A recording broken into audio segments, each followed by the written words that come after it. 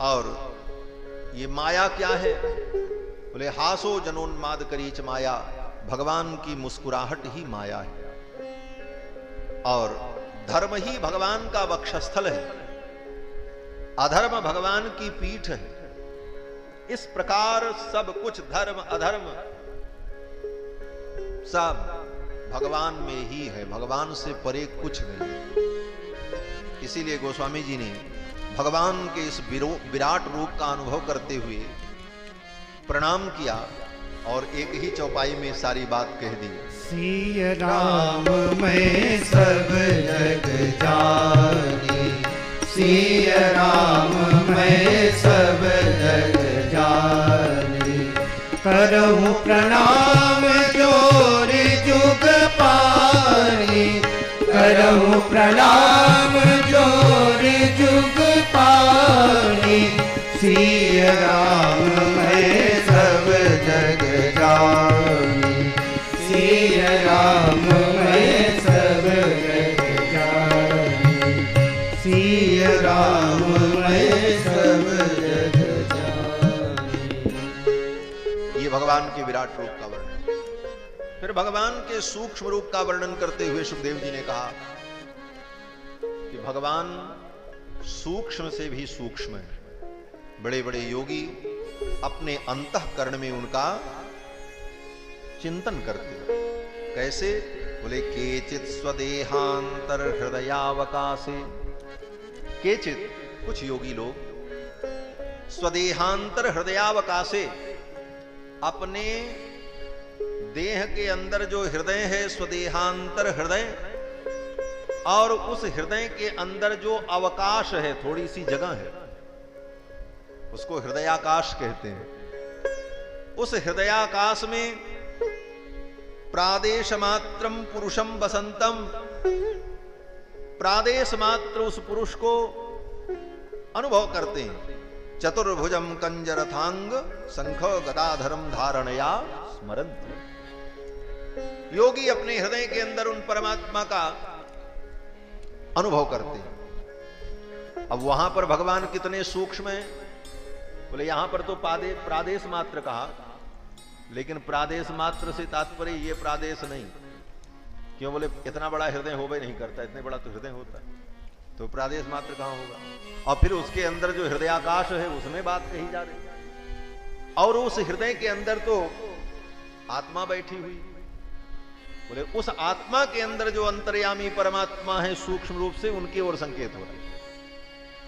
जैसे सर्वशाखा प्रत्यय न्याय से हम मूल तात्पर्य को समझते हैं। एक ही बात को अनेक प्रकार से कही जाए तो जो प्रधान स्वरूप होता है उसी में सब बातों का पर्यवसान हो जाता है। अब कहीं कहीं पर शास्त्रों में हृदय के अंदर विराजमान भगवान को प्रादेश मात्र कहा, जैसे यहां पर प्रादेश मात्रम, कहीं पर अंगुष्ठ मात्रम, और कहीं पर कहा कि भगवान अत्यंत सूक्ष्म इस आत्मा के अंदर बैठे हुए हैं अंतर्यामी रूप में। यो अंतर तो आत्मानम यमयति, अंतर्यामी ब्राह्मण में। तो अब ये तीनों बातें परस्पर भिन्न, प्रादेश मात्र, अंगुष्ठ मात्र और सूक्ष्म से भी सूक्ष्म, तो क्या माने? बोले वही सूक्ष्म वाले में सबका अंतर्भाव हो जाएगा, वही सूक्ष्म में ही तात्पर्य है सबका। कहने का ढंग भिन्न भिन्न है। तो हृदय के अंदर जो आत्मा है, हम आप आत्म रूप हैं, उस आत्मा के अंदर जो विराजमान परमात्मा अंतर्यामी हैं, वो अत्यंत सूक्ष्म हैं। उनका ध्यान योगी लोग अपने हृदय के अंदर करते हैं। तो अपने से बाहर विराट में परमात्मा का अनुभव, और फिर अंतर में बाहर परमात्मा को देखते हुए अंदर की ओर जाना, यही अंतर्मुक्ता है, यही योग है। पहले हम बाहर सब जगह भगवान को देखने का अभ्यास करें। बोले सब जगह भगवान नहीं दिखते, तो बोले पहले फिर हम विग्रह में देखें, विग्रह में, मूर्ति में, संत में, महात्मा में भगवत दर्शन की बुद्धि करें और करते करते ये बुद्धि जब और विस्तृत हो जाए तो सब में भगवान देखने लग जाएं। सुनि चैव स्वपाके च पंडिता समदर्शिनः, सब में भगवान दिखने लग जाएं। इसके बाद जड़ तत्व में भी भगवत बुद्धि हो जाए। ऐसा करते करते जब हमारी बुद्धि इतनी व्यापक हो जाएगी, सर्वत्र भगवान दिखने लग जाएंगे, तब सर्वत्र भगवान को देखने के बाद अंतर्मुखता की ओर जब बढ़ेंगे तो भीतर में भी भगवान का ही अनुभव करेंगे। इस प्रकार भगवान के विराट रूप और सूक्ष्म रूप का वर्णन किया और क्रम मुक्ति और सद्यो मुक्ति का वर्णन किया सुखदेव जी महाराज ने। और फिर सुखदेव जी कहते हैं, हे राजन, वे भगवान जो परमात्मा हैं, मैं उनको प्रणाम करता हूं। नमः परस्मै पुरुषाय भूयसे सदुद्भवस्थान निरोध लीलया गृहीत शक्तित्रतयाय देहिनाम अंतर्भवायानुपलक्ष्य वर्त्मनि। ये सुखदेव जी महाराज की बड़ी विलक्षण स्तुति है। 8 श्लोकों में सुखदेव जी ने यहां पर जो स्तुति की। सुखदेव जी कहते हैं, नमः परस्मै पुरुषाय भूयसे, उन परम पुरुष को मैं बार बार प्रणाम करता हूं। सदुद्भवस्थान निरोध लीलया, जो संसार की उत्पत्ति, पालन और संहार के कार्य को करने के लिए गृहीत शक्ति त्रतयाय देहिनाम, जो 3 शक्तियों के द्वारा, सत रज तम, इन 3 शक्तियों के द्वारा ब्रह्मा विष्णु महेश के रूप में आविर्भूत होकर सृष्टि आदि की उत्पत्ति, पालन, संहार आदि कर्म संपन्न करते हैं, जिन भगवान को अंतर्भवायानुपलक्ष्य वर्त्मने, बड़े बड़े योगी भी जिनको अपने योग के माध्यम से नहीं जान पाते, नमः परस्मै पुरुषाय भूयसे, ऐसे प्रभु को मैं बार बार प्रणाम करता हूं। भूयो नमः सद्वृजनच्छिदे सताम असंभवायाखिल सत्वमूर्ते, ऐसे भगवान को मैं प्रणाम करता हूं जो अपने भक्तों के लिए माया को निराकृत कर देते हैं, ऐसे प्रभु को मैं प्रणाम करता हूं। नमो नमस्ते वृषभाय सात्वताम विदूर काष्ठाय मुहुक्कु योगिनाम, ऐसे भगवान जो सात्वताम पति हैं उनको मैं प्रणाम करता हूं।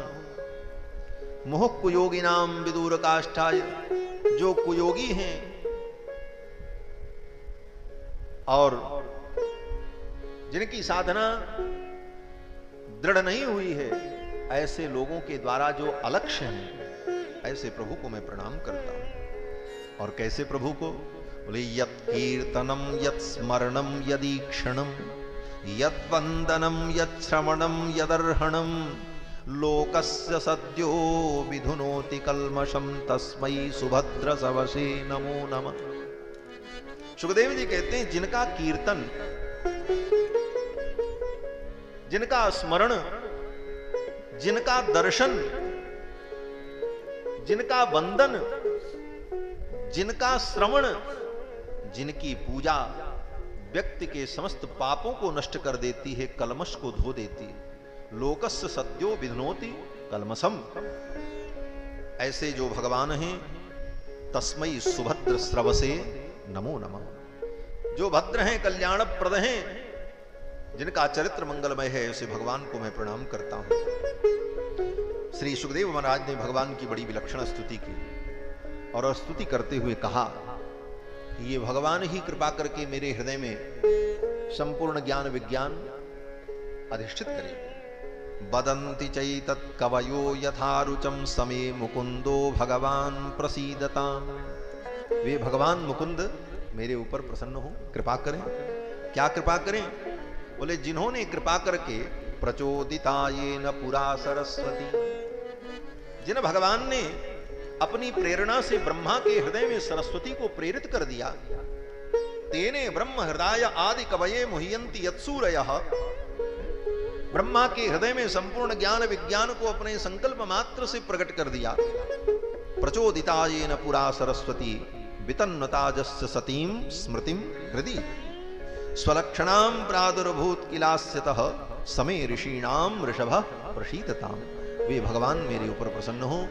इस प्रकार भगवान की स्तुति की सुखदेव जी ने, और फिर सुखदेव जी महाराज वर्णन करने लगे। सुखदेव जी कहते हैं, हे राजन, मैं श्री वेदव्यास जी को प्रणाम करता हूं। नमस्तस्मै भगवते व्यासायामित तेजसे। दोनों पाठ है, वासुदेवाय वेधसे और व्यासायामित तेजसे। अपने पिता वेदव्यास को प्रणाम किया और फिर सुखदेव जी कहते हैं, एत देवात्म भूराजन नारदाय विपृच्छते वेद गर्भो वेदात साक्षात यदाह हरिरात्मा। देवर्षि नारद के पूछने पर ब्रह्मा जी ने जो उनको उपदेश किया वो मैं तुमको सुनाता हूं। और फिर सुखदेव जी महाराज ने राजा परीक्षित को कथा सुनाना प्रारंभ किया।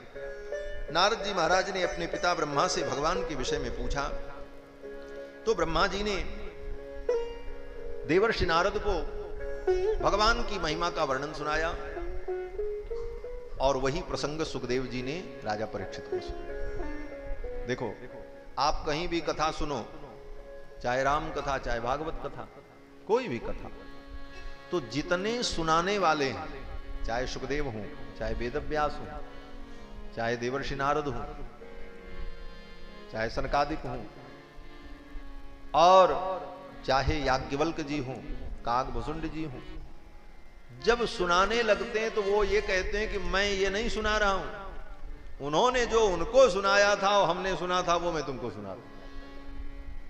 इसका मतलब, बोले इसका मतलब ये है कि हमारे यहां सब कुछ परंपरा से प्राप्त है और कहीं भी हम अपना विचार और अपनी बुद्धि नहीं थोपते, अपितु परंपरा से जो ज्ञान चला आ रहा है उसी ज्ञान की उस धारा को हम आगे प्रवर्तित करते हैं। तो हमारे यहां ऋषि मुनि महात्मा जो कहते हैं वो परंपरा से जो प्राप्त है, किसी ने किसी को सुनाया है, ये नहीं कहते कि मैं तुमको सुना रहा हूं। परंपरा से वो ज्ञान प्राप्त होता है। सुखदेव जी भी कथा सुना रहे तो कहते हैं देवर्षि नारद को ब्रह्मा जी ने जो सुनाया था वो मैं तुमको सुना। और ब्रह्मा जी महाराज वर्णन करने लगे।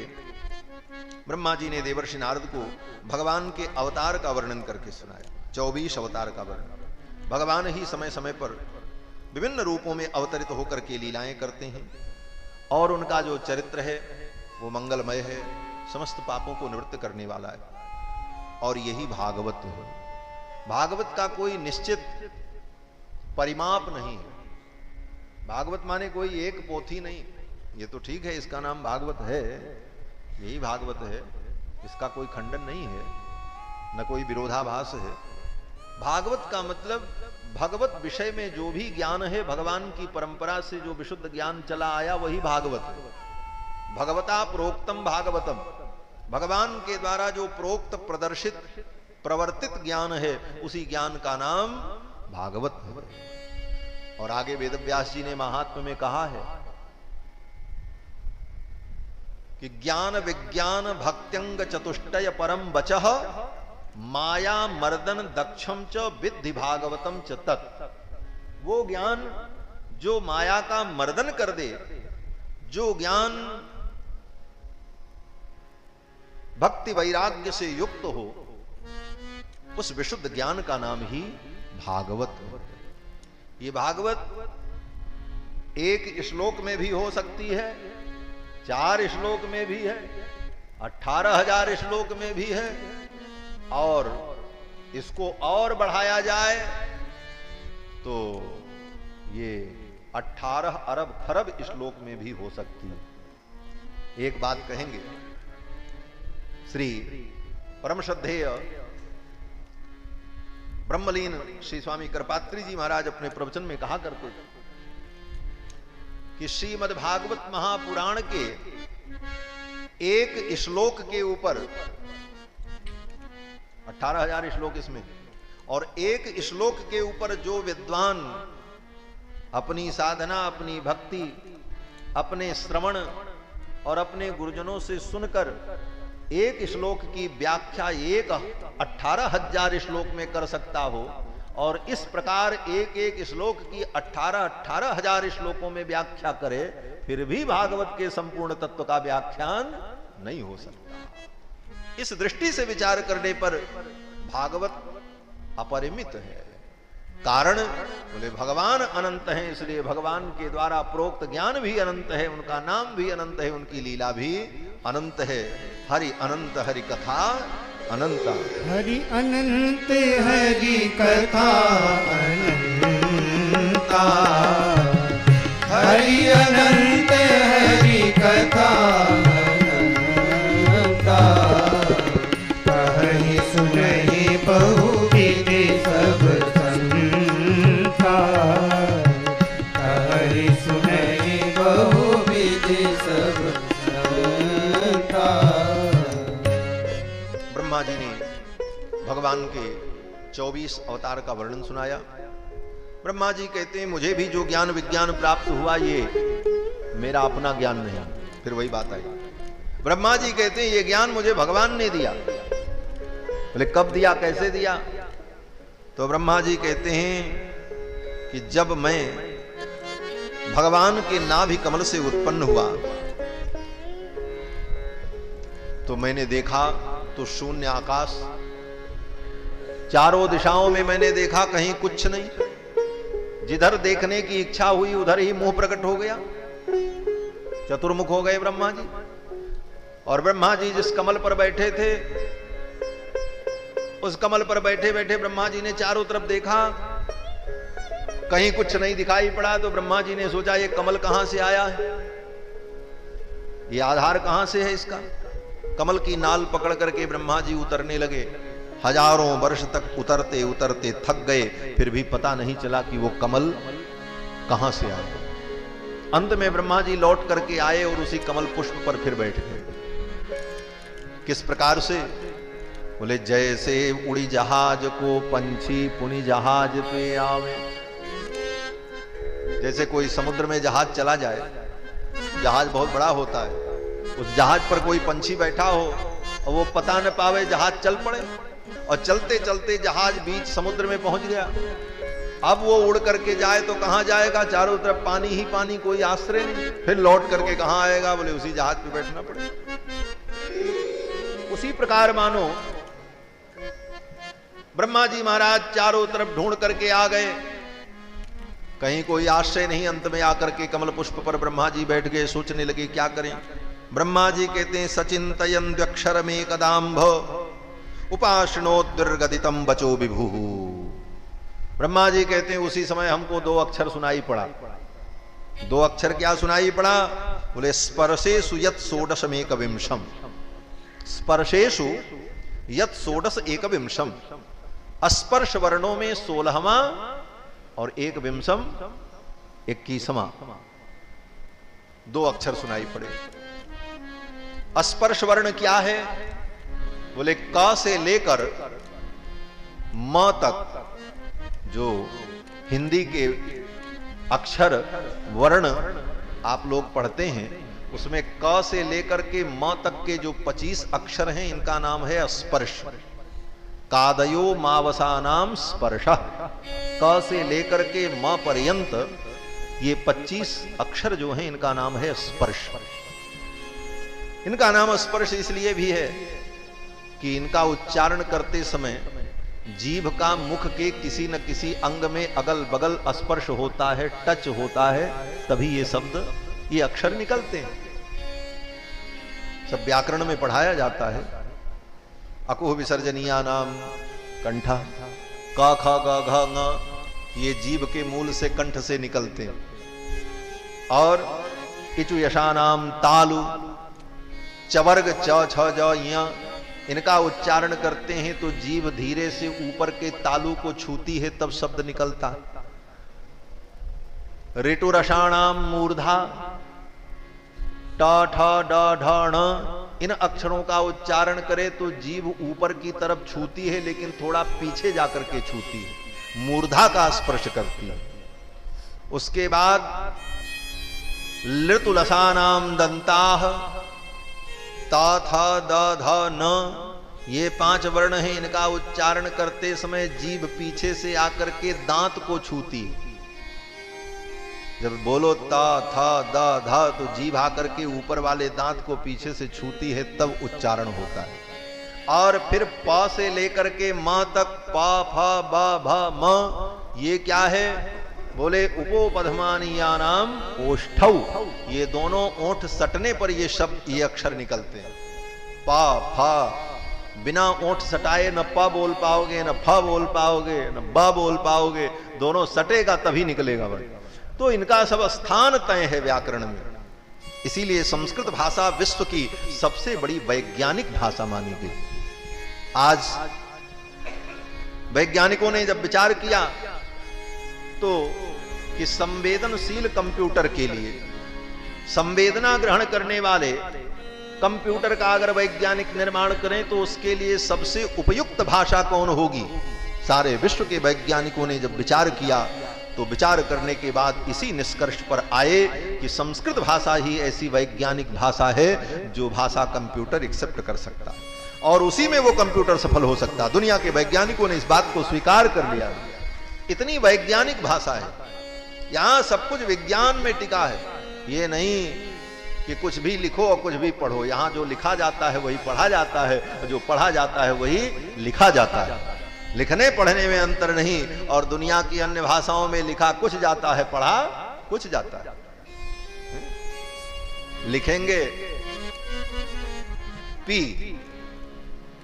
उसका मतलब क्या है, बोले प, और पढ़ेंगे क्या, बोले पी। कहेंगे के का मतलब क, लेकिन पढ़ेंगे के, A B C D, D माने ड, लेकिन कहेंगे डी। बोले जब वो ड है तो डी क्यों कह रहे हो, ड कहो। हमारे यहां ड ही कहा जाता है, जब उसमें ई की मात्रा लगेगी तब डी होगा, पहले डी नहीं हो सकता। तो हमारे यहां सब कुछ वैज्ञानिक है, उसके पीछे कारण है सर, क्योंकि ये भाषा परमात्मा के द्वारा प्रवर्तित देव भाषा है, देवताओं की भाषा। बहुत बातें हैं, दूसरी बातें बताने में समय निकल जाएगा। आजकल लोग वैज्ञानिक कहते हैं कि भाषा का विकास हुआ, विकासवादी लोग कहते हैं भाषा का विकास हुआ। पहले लोग भाषा नहीं जानते थे, बोले तब, बोले धीरे धीरे लोगों ने भाषा का विकास किया और सब कुछ तय किया, तब ये भाषा बनी, तब लोग भाषा में बोलने लगे।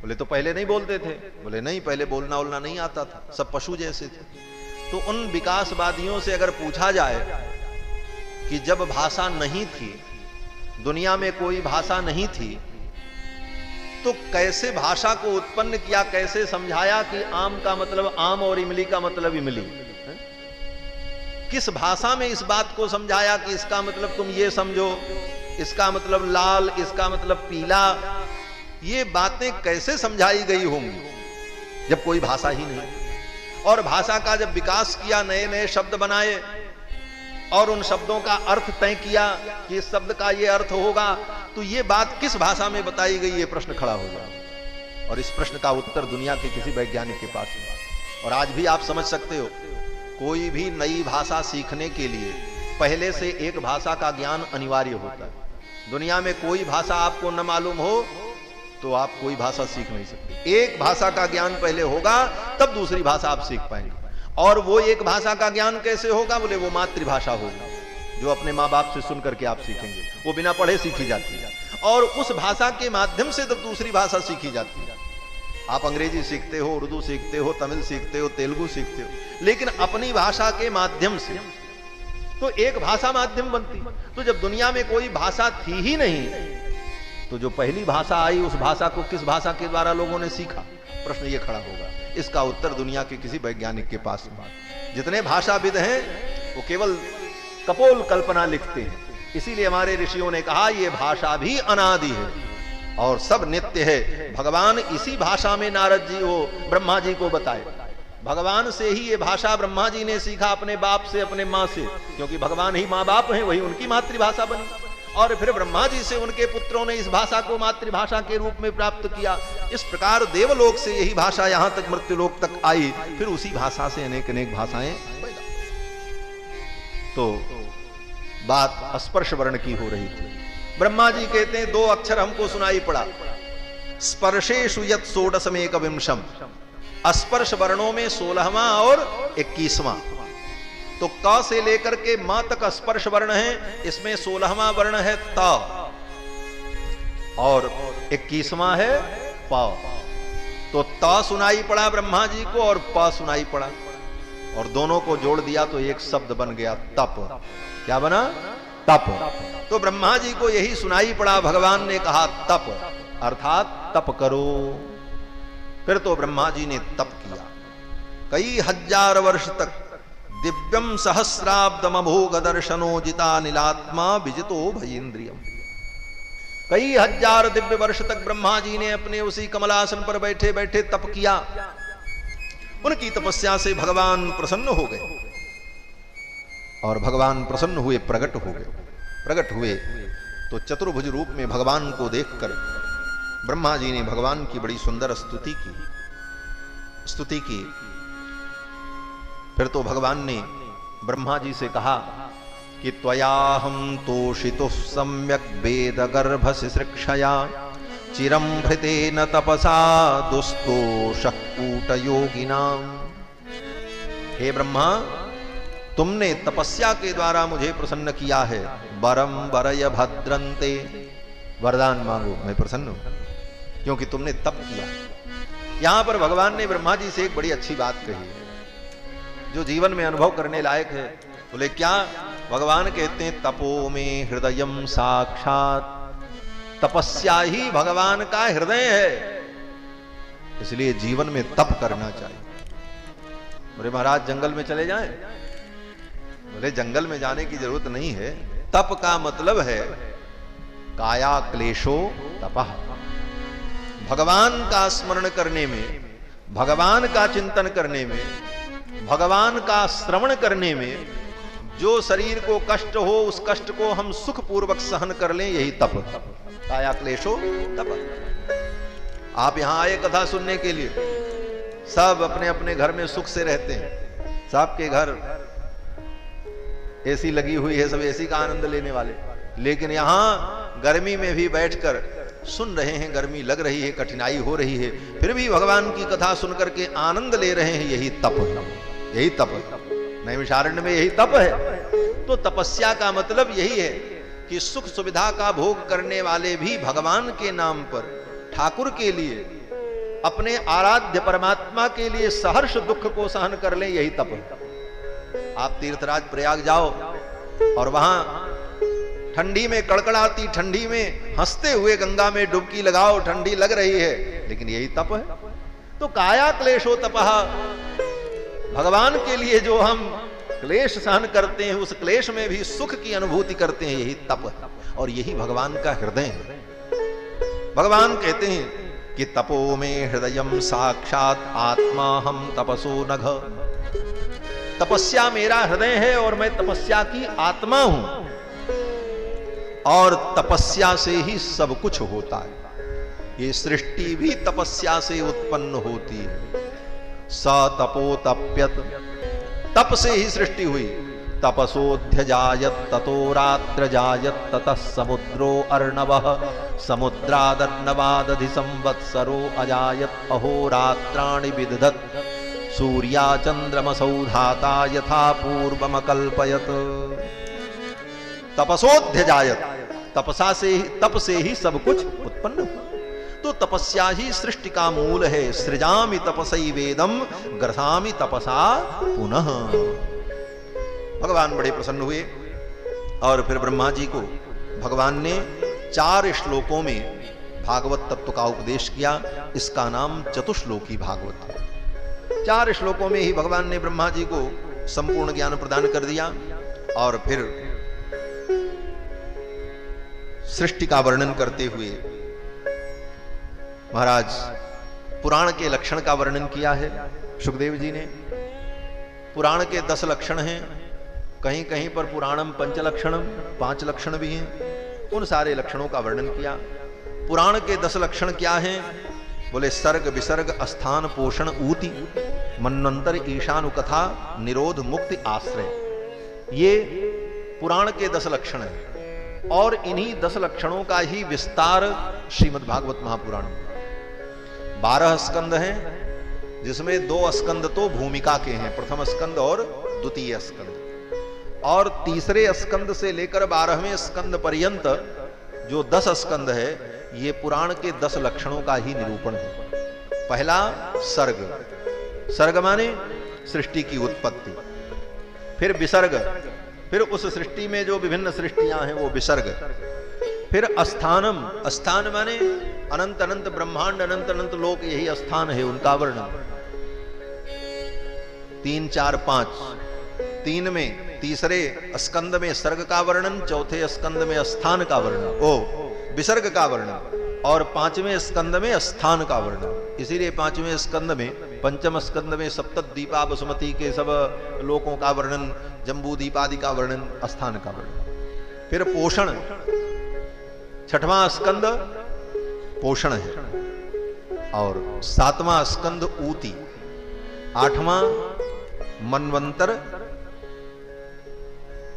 कथा, मनवंतर ईशानु कथा, और 10वां निरोध, 11वां मुक्ति, और 12वां आश्रय। इस प्रकार 10 स्कंदों में पुराण के इन 10 लक्षणों का ही निरूपण श्री वेदव्यास जी ने किया।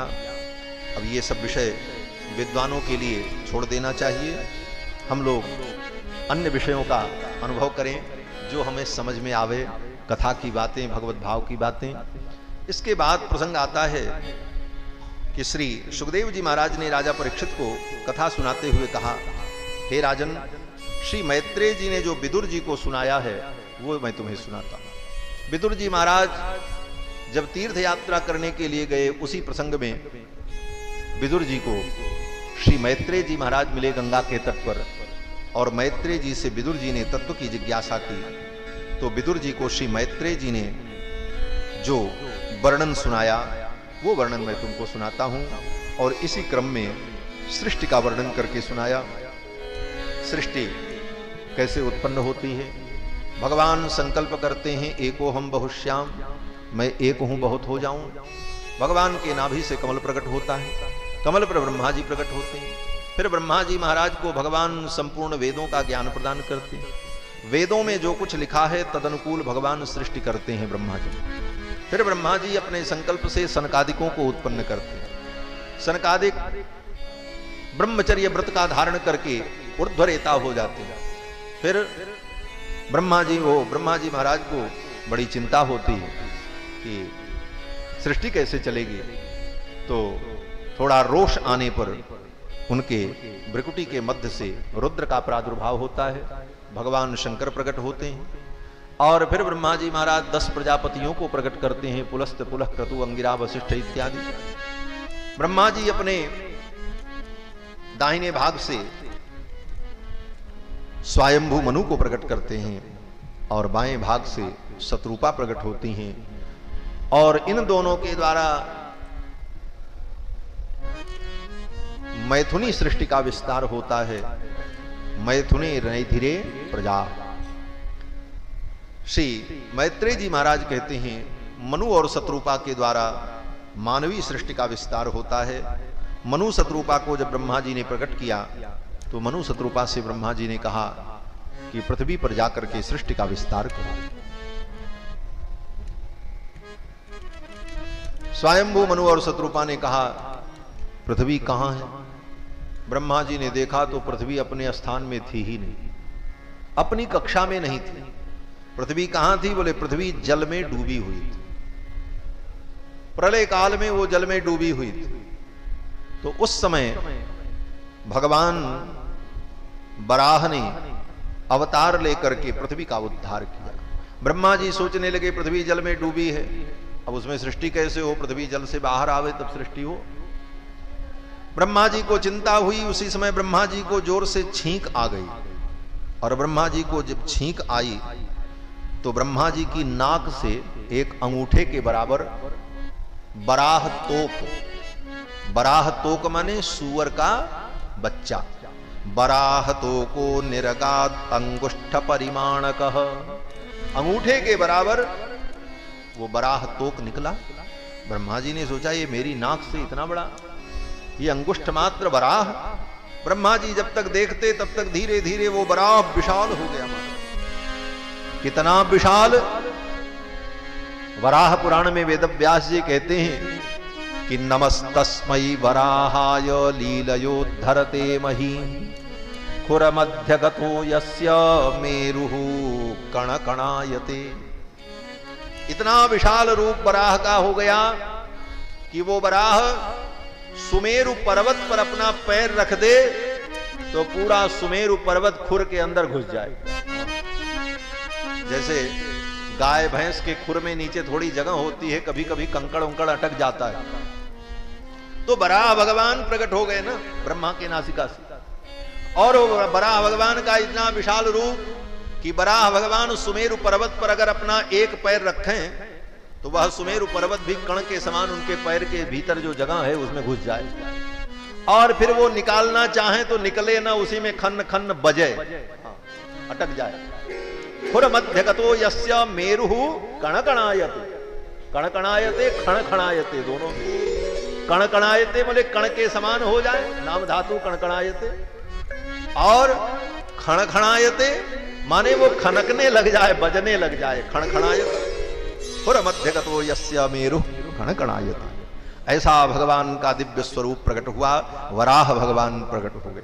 बोलो श्री वराह भगवान की जय। ब्रह्मा की नासिका से वराह भगवान प्रकट हो गए। विधर्मी लोग, अधर्मी लोग और वे विभिन्न पंथ के लोग कहते हैं कि ये सनातन धर्म के जो भगवान हैं ये बड़े विचित्र हैं, कहीं पैदा हो जाए, किसी के नाक से पैदा हो जाते हैं, खंभे से पैदा हो जाते हैं। हमारे यहाँ तो भगवान ब्रह्मा के नाक ही से निकल आते हैं, खंभे में से निकल आते हैं। यस्तंभात गर्जमानो गगट गड़गड़ात बालचंद्राद दृष्टा व्योमाभूत पाट्यमान पपट पटपटस्ताड्यमान सटादि। हिरण्यकश्यपु के दरबार में खंभा फटा, भगवान प्रकट हो गए।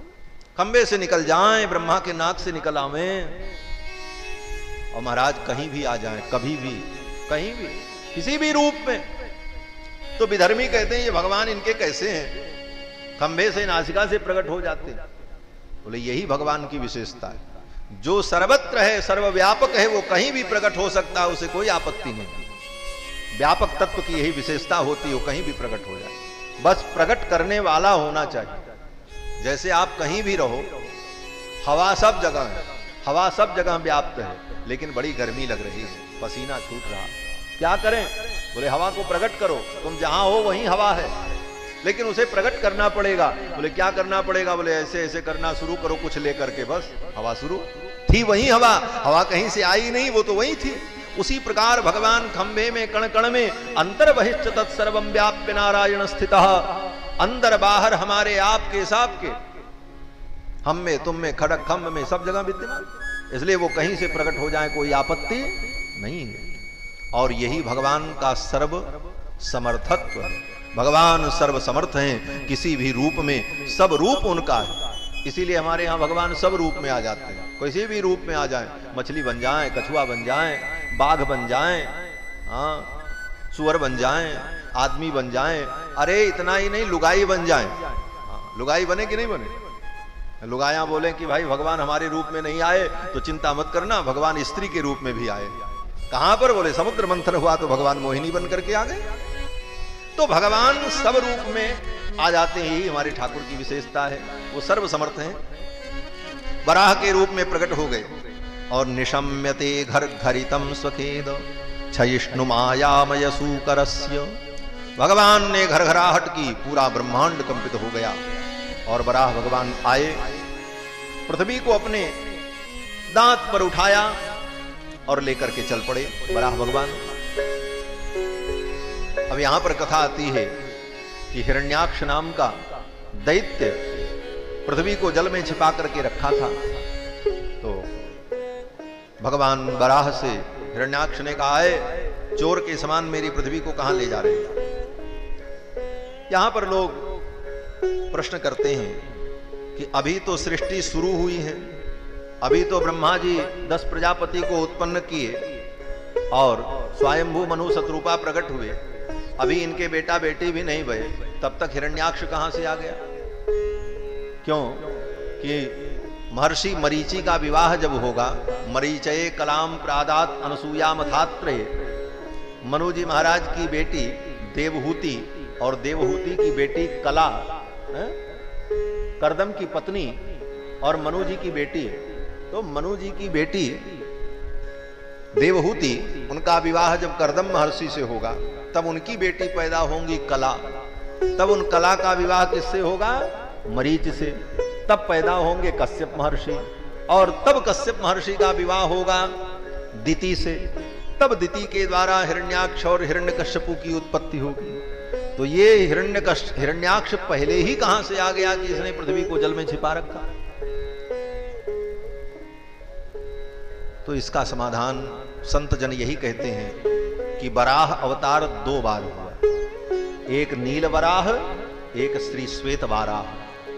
तो श्री श्वेत वराह जो हुआ, श्वेत वराह के रूप में भगवान अवतरित हुए पहली बार। जो ये हो रहा होता ब्रह्मा जी के नासिका से, और श्वेत वराह के रूप में उत्पन्न होकर के भगवान गए और पृथ्वी को ला करके ऊपर स्थापित कर दिया। वहां हिरण्याक्ष नहीं मिला और फिर सृष्टि हो गई, काम चलने लगा। बाद में हिरण्याक्ष ने संपूर्ण पृथ्वी को अपने पराक्रम से उठा करके ले जाकर के जल में जब डुबोया, तो सारी सृष्टि जब त्राही त्राही करने लगी, तो फिर भगवान वराह को अवतार लेना पड़ा। और तब नील वराह के रूप में अवतरित होकर के भगवान ने जाकर के पृथ्वी का उद्धार किया और हिरण्याक्ष का वध किया।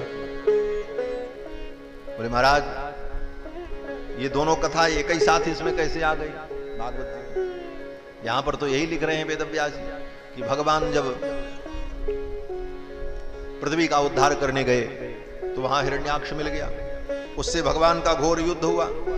उस युद्ध में भगवान ने हिरण्याक्ष को मारा। बोले बात ऐसी है, अब इसको दूसरे तरीके से समझो। श्री वेदव्यास जी महाराज जब 18 पुराण की रचना करते हैं, महाभारत की रचना करते हैं, तो उस समय भगवान की कृपा से उनकी बुद्धि में भगवान की अनंत अनंत लीलाएं एक साथ प्रकट हो जाती, भगवत प्रेरणा से। जैसे ब्रह्मा जी की बुद्धि में भगवान सब ज्ञान एक ही साथ उड़ेल देते हैं, प्रचोदिता येन पुरा सरस्वती, उसी प्रकार वेदव्यास के बुद्धि में भी भगवान की प्रेरणा से सब लीलाएं अनंत अनंत कल्प की लीलाएं एक साथ प्रकट हो जाती हैं। और भगवान की लीला कितनी है, एक एक अवतार भगवान के कितनी बार हुए?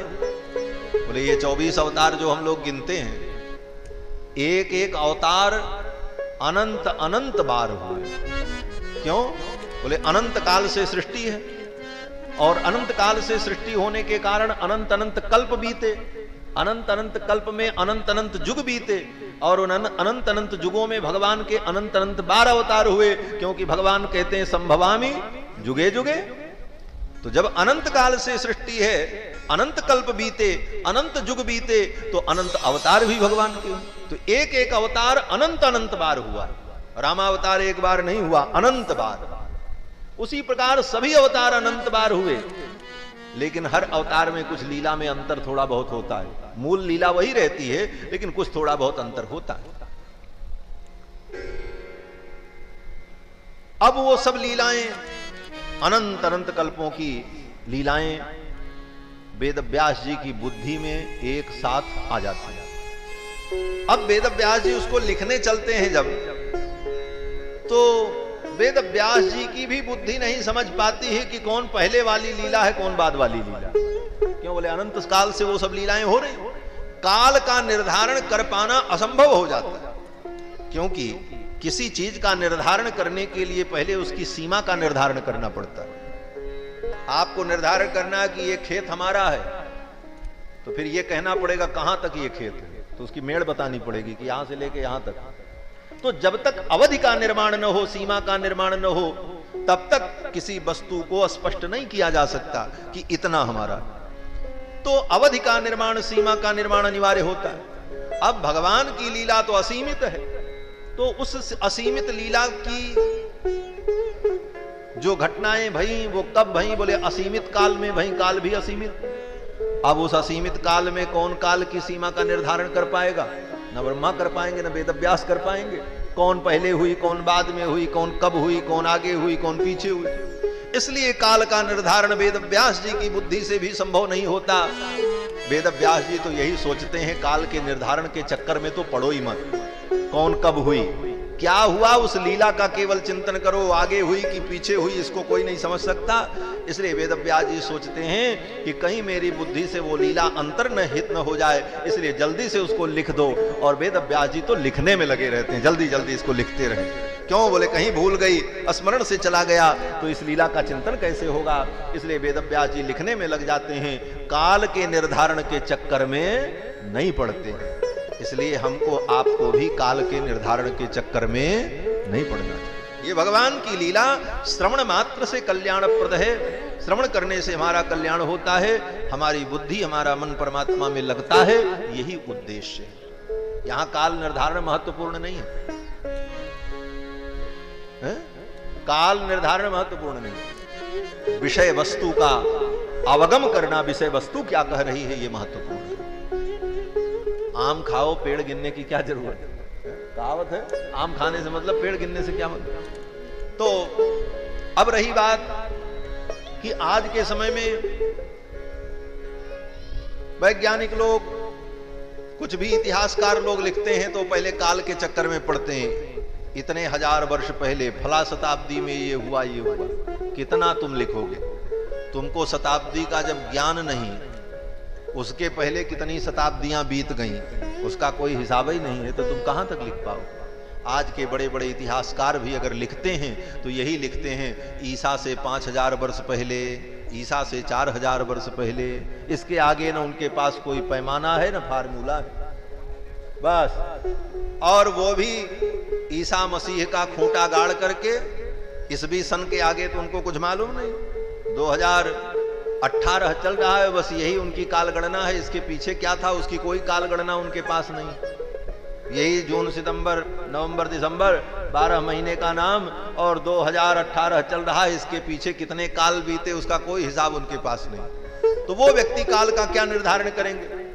वो कहेंगे भी तो यही कहेंगे, ईसा से 10,000 वर्ष पहले, 5,000 वर्ष पहले कल्पना करके। तो उनके पास तो एक ईसा मसीह का खूंटा है, उसी को गाड़ के बैठ गए हैं, उसी खूंटा के इर्द गिर्द घूमते रहते हैं, उससे बाहर जाने की क्षमता नहीं। लेकिन काल का निर्धारण, उस अनंत काल का निर्धारण कर पाना संभव नहीं है, किसी के बस की बात नहीं। हाँ, ये जरूर है कि उनसे कहीं हम अच्छी स्थिति में। क्यों? बोले हमारे यहां कम से कम ये सृष्टि कब से हुई, इसके पहले वाली सृष्टि का तो हिसाब हम नहीं बता सकते, लेकिन ये सृष्टि कब से चल रही इसका हिसाब जरूर हमारे यहाँ है। एक एक दिन का, एक एक मिनट का, एक एक सेकेंड का हिसाब मिल जाएगा। ये सृष्टि कितने करोड़, कितने अरब, कितने खरब वर्ष पहले हुई और आज कितना दिन बीता, उसका पूरा हिसाब। और पूरा हिसाब हम लोगों के पास रखा हुआ है। रोज हम लोग सवेरे हिसाब ही करते हैं। ये जितने पंडित बैठे हैं सवेरे सवेरे यही हिसाब जोड़ते हैं, आज कितना दिन हो गया सृष्टि का। क्या हिसाब करते हैं? बोले ब्रह्मणोन्य द्वितीय परार्धे श्री श्वेत बाराह कल्पे जम्बूदीपे भरतखंडे भारतवर्षे आर्यावर्तिक देशांतर्गते। ये क्या है? बोले सृष्टि का हिसाब ही तो है। पूरा गणित सवेरे से शाम तक जोड़ लेते हैं रोज। आज दोपहर हो गई, अब शाम हो गई, अब एक दिन बढ़ गया, रोज हिसाब करते हैं। और ये हिसाब हमारी बुद्धि में, हमारे व्यवहार में है, इसलिए एक एक दिन का हिसाब हम दे सकते हैं। आपका हिसाब आपके कैलेंडर में रहता है और हमारा बुद्धि में रहता है, नित्य प्रति उसका हम प्रयोग करते हैं। इसलिए हमारे यहां काल की गणना सुव्यवस्थित है। एक एक काल का हिसाब है महाराज। आज कितने दिन कितने मिनट बीते सब बता दिया जाए। तो महाराज भगवान का वराह अवतार हुआ। अब दोनों कथाओं को एक रूप में ही यहां पर वेदव्यास जी ने वर्णन कर दिया। हिरण्याक्ष वध की भी चर्चा यहीं आ गई, उसका भी स्मरण कर लेते हैं। तो भगवान जब पृथ्वी को लेकर के चलने लगे तो हिरण्याक्ष नाम का दैत्य आ गया। उसने कहा है, चोर के समान मेरी पृथ्वी को कहां लेकर के जा रहे हो?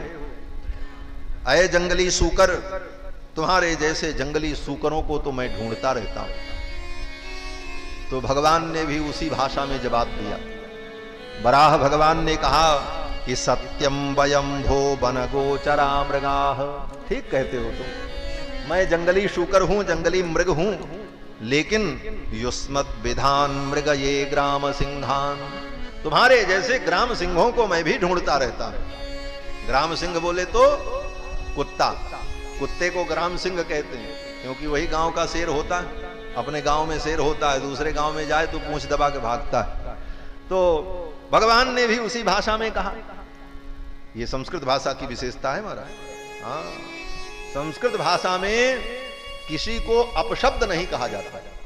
दुनिया की जितनी भाषा होगी, एक नई बात बता रहे हैं, कभी ध्यान देना, दुनिया की हर भाषा में गालियां हैं। हमारी हिंदी भाषा में भी गाली के वाचक शब्द हैं, लोग उसका व्यवहार करते हैं, क्रोध में आने पर एक दूसरे को गालियां देते हैं। हर लोक भाषाओं में गाली के शब्द हैं, लेकिन संस्कृत ही एक ऐसी भाषा है जिस भाषा में गाली का शब्द नहीं है। कहीं नहीं मिलेगा आपको, क्योंकि ये देव भाषा है, इसमें अपशब्द का प्रयोग होता ही नहीं। यहां तक कि क्रोध में भी कोई व्यक्ति बोलेगा तो कितने परिमार्जित शब्द होंगे, उसमें भी कितना अलंकार होगा। भगवान भी उसको डांट रहे हैं तो कह रहे हैं, युष्माद विधान मृगये ग्राम सिंहान, तुम्हारे जैसे ग्राम सिंहों को मैं ढूंढता, तुम्हारे जैसे ग्राम सिंहों को मैं ढूंढता रहता हूं। कारण बोले ये संस्कृत भाषा संस्कार संपन्न भाषा है, इसका नाम संस्कृत है। संस्कृत माने जिसका संस्कार हुआ है, इसीलिए संस्कार संपन्न है। ये भाषा ही व्यक्ति को संस्कारित कर देती है। संस्कृत पढ़ने वाला व्यक्ति उच्छृंखल नहीं होता। आप देखो, जो संस्कृतज्ञ होंगे वो उच्छृंखल नहीं होते, उनके जीवन में कपट नहीं होता, उनके जीवन में कोई ऐसे विकार नहीं होते। कारण बोले वो भाषा ही उनको संस्कार संपन्न बना देती। ये भाषा की विशेषता है। भगवान ने भी कहा, अरे तुम्हारे जैसे ग्राम सिंहों को मैं ढूंढता रहता हूं, आओ विकथन मत करो, अपना पराक्रम दिखाओ। विकथनम तव गृहणत्य भद्र, अपने गुण का वर्णन करना महत्वपूर्ण नहीं है, उसको करके दिखाओ। अब महाराज वो हिरण्याक्ष आया, भगवान से युद्ध हुआ, फिर तो भगवान ने उसको एक थप्पड़ मारी, तड़ाक। करेण कर्ण मूले हन यथा त्वाष्टम मरुत्पति, एक थप्पड़ भगवान ने मारा। स आहतो विश्वजिता ह्यवज्ञया, और भगवान ने पूरी शक्ति से नहीं मारा। वो तो कहने में लगता है कि भगवान ने एक थप्पड़ मारा, ऐसा कहो तो लगता है बड़ा तगड़ा मारा, बोलने की स्टाइल से ही पता चल जाता है। लेकिन यहां पर वेदव्यास जी कहते हैं, स आहतो विश्वजिता ह्यवज्ञया। अवज्ञया माने उपेक्षा पूर्वक, ऐसे ही मार दिया बस, जैसे कोई बच्चे को एक चटकना लगा दे, उसी प्रकार ठाकुर जी ने मारा, अवज्ञा पूर्वक, अवहेलना पूर्वक। और परिणाम बोले हिरण्याक्ष घूम करके, चक्कर खा करके गिर पड़ा, उसकी आंखें बाहर निकल गई महाराज, और उसकी मृत्यु हो गई। इस प्रकार भगवान ने हिरण्याक्ष का उद्धार किया, पृथ्वी को लाकर के जल के ऊपर स्थापित कर दिया। फिर पृथ्वी के मध्य में, गंगा जमुना नदी के मध्य का जो भूभाग ब्रह्मावर्त, वहीं पर मनु जी महाराज ने अपनी राजधानी बनाई और राज्य प्रारंभ किया। मनु जी महाराज की 5 संतानें हुई, 3 कन्या और 2 पुत्र। आकुति, देवहूति, प्रसूति 3 कन्याएं, और उत्तानपाद और प्रियव्रत 2 पुत्र हुए। महाराज मनु की बेटियों का वंश वर्णन करते हुए श्री मैत्रेय जी महाराज विदुर जी को सुनाते हैं। मैत्रेय जी कहते हैं, हे विदुर, मनु जी महाराज की बेटी जो देवहूति, उनका विवाह महर्षि कर्दम के साथ हुआ। ये मनु जी के वंश का वर्णन क्यों करते हैं? आप कहोगे भागवत कथा भगवान की कथा है, और भगवान की कथा में ये राजा रानी की कथा, कौन किसका बेटा हुआ, कौन किसका नाती पोता हुआ, यही वर्णन करना बाकी था। अरे भगवान कथा सुना? बोले यह कथा भगवान की कथा का मूल है, अर्थात श्री मनु जी महाराज के वंश में भगवान का अवतार हुआ और उनके अवतार की ये भूमिका है। मनु के वंश में भगवान अवतरित हुए, मनु की बेटी के घर में भगवान पुत्र के रूप में आए, देवहूति के गर्भ से कपिल के रूप में, और आकुति के गर्भ से यज्ञ नारायण के रूप में, और फिर इनके जो पुत्र हुए उनके वंश में भगवान पृथु के रूप में, ऋषभदेव के रूप में भगवान अवतरित हुए। और भगवान ही नहीं, मनु के वंश में भगवान के परम भक्त ध्रुव जैसे भक्त हुए, अम्बरीश जैसे भक्त हुए, ऐसे महान महान भक्त इसी सब वंश में पैदा हुए। तो बंधुओं, भक्त भगवान जिस वंश में अवतरित हुए, ऐसे पवित्र वंश का वर्णन सुखदेव जी सुनाते हैं। मनु जी की बेटी देवहूति, देवहूति का विवाह कर्दम महर्षि के साथ हुआ। कर्दम जी कौन है? बोले ब्रह्मा की छाया से उत्पन्न प्रजापति हैं। महर्षि कर्दम ने सरस्वती नदी के तट पर जाकर के 10,000 वर्ष तक तप किया। प्रजासृजेति भगवान कर्दमो ब्रह्मणोदितः सरस्वत्याम तपस्तेपे सहस्राणाम समादश। 10,000 वर्ष तक सरस्वती नदी के तट पर कर्दम महर्षि ने तप किया। भगवान प्रसन्न हो गए। भगवान आए, भगवान ने कहा वरदान मांगो। तो महर्षि कर्दम ने कहा कि तथा सचाहम परिवोढुकाम समानशीलाम गृहमेधधेनुम। भगवान की स्तुति करते हुए कर्दम महर्षि ने कहा, हे प्रभु, मैंने इसलिए तपस्या की है कि मेरा विवाह हो जाए, आप मेरा विवाह करा दो। विवाह करने के लिए महर्षि कर्दम ने 10,000 वर्ष तप किया। बोले महाराज, विवाह करने के लिए तप करना पड़ता है? आजकल तो जब चाहो तभी विवाह हो जाता है। आजकल तो बूढ़ों का भी विवाह हो जाता है। और इतने बड़े महर्षि को विवाह करने के लिए इतनी तपस्या करनी पड़ी, भगवान से वरदान लेना पड़ा। ये कौन सी नई बात है? बोले नई बात नहीं है, समझने की बात है। बोले क्या समझने की बात है? बोले विवाह तो आज भी हो जाता है। विवाह तो कुत्ता बिल्ली का भी हो जाता है, गधे कुत्ते का भी हो जाता है, लेकिन उस विवाह का कोई मतलब नहीं होता। विवाह ऐसा विवाह हो जिस विवाह में, जिसके गृहस्थ जीवन में भक्त और भगवान अवतरित हो, जिसके घर में बेटा बेटी के रूप में भक्त आ जाएं, भगवान आ जाएं, उसका विवाह सार्थक है। और ऐसा विवाह बड़ी तपस्या से होता है, भगवान की कृपा से होता है। तब ऐसी सुलक्षणा भार्या प्राप्त होती है जिसके गर्भ से भगवान अवतरित हो, भगवान के महान भक्त अवतरित हो। वो गृहस्थ जीवन पवित्र मंगलमय होता। इसीलिए महर्षि कर्दम ने 10,000 वर्ष तप किया। भगवान प्रसन्न हुए तो भगवान से कहा, तथा सचाहम परिवोढुकामः समानशीलाम गृहमेधधेनुम।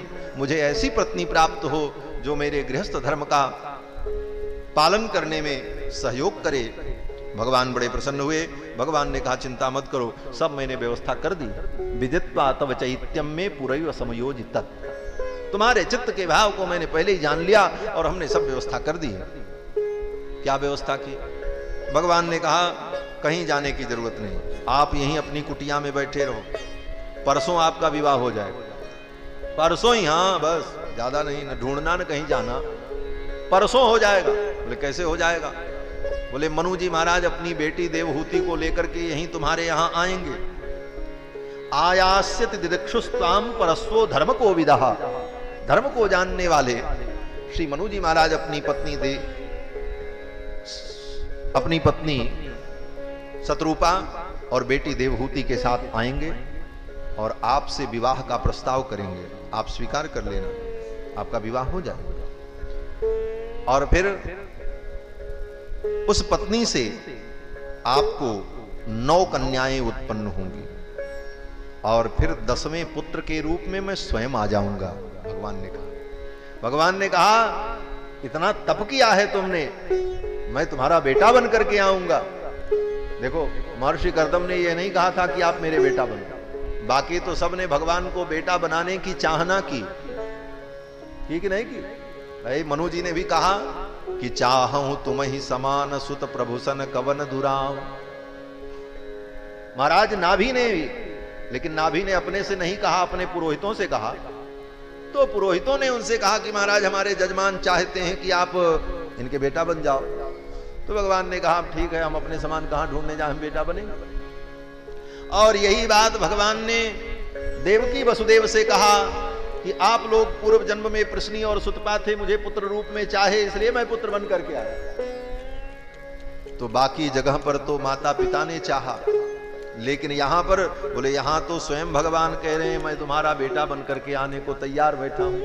पहले 9 बेटियां आएंगी, फिर मैं आऊंगा। ये 9 बेटियां कौन है? बोले हैं तो बेटियां, लेकिन इसका यह भी तात्पर्य है कि 9 बेटियों के बाद भगवान पैदा हुए। ये 9 बेटियां ही नवधा भक्ति हैं। जब हमारे जीवन में नवधा भक्ति आएगी तभी भगवान आएंगे। पहले 9 बेटियां आई तब भगवान आए। यही नवधा भक्ति है। श्रवणम कीर्तनम विष्णु स्मरणम पाद सेवनम अर्चनम वंदनम सख्यम दास्यम आत्म निवेदनम। भगवान ने कहा कि जब 9 बेटियां हो जाएंगी तब मैं आपका पुत्र बनकर के आऊंगा। हैं?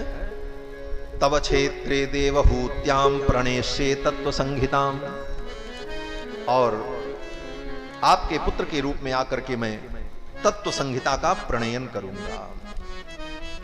जब इतना कह दिया भगवान ने, कर्दम महर्षि बड़े प्रसन्न हुए। इससे बढ़िया बात और क्या हो सकती है। विवाह के लिए तब किया था, चाहिए तो था कि केवल विवाह भगवान करा देते, लेकिन विवाह के बाद दूसरी बात, बेटा बेटी हूं, इसकी भी गारंटी ठाकुर जी ने ले ली।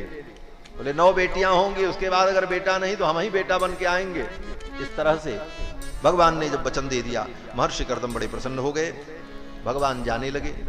भगवान जा कैसे रहे हैं, बड़ी सुंदर झांकी का वर्णन श्री वेदव्यास जी महाराज ने किया कि निरीक्षितस्तस्य ययावशेष सिद्धेश्वराभिष्टुत सिद्धमार्गः आकर्णयन् पत्र रथेन्द्र पक्षैरुच्चारितं स्तोममुदीर्ण साम।